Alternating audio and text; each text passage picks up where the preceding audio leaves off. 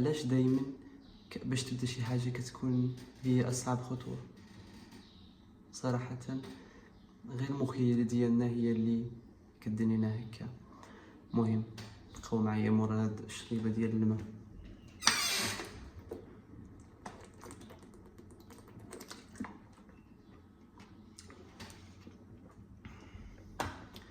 صراحه دائما كنتخيلوا باللي الا باش تبدا شي حاجه راه صعيبه، كنتفكروا في شنو جاي، شنو غادي دير موراها. راه اصعب خطوه راه هي باش تبدا، ماشي اللي جاي موراها. راه اونفو غادي تبدا كاع داكشي اللي جاي موراها غادي تعرف كيفاش دوزو. دائما يعني خاصك غير تبدا داكشي اللي باغي دير، ما تدوزوش، ما تاكلش غدا، لحقاش راه اكبر تسويف هو تقول الحاجه راه غنديرها غدا، راك عمر غادي ديرها، عمر.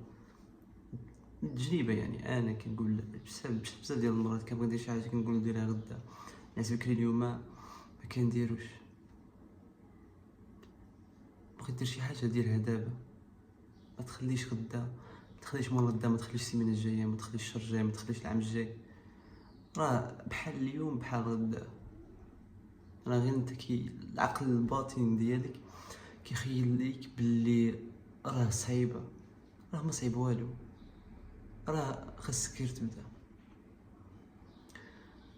you know it means like you have to take the first step as something like you want to try, you have to try it.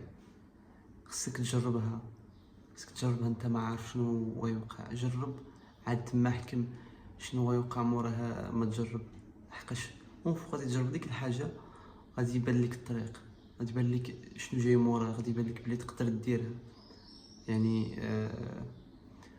ما علينا. المهم كتلاحظوا على عجب الفيديو ديالي كنكون كنهضر وكندير ديك اللعبه ديال كندير.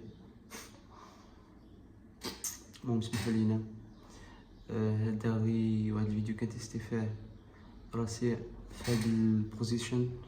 قولوا لي كيفاش جاكم. عدل البوزيشن، نهبطو ونطلعو تما بحال هكا.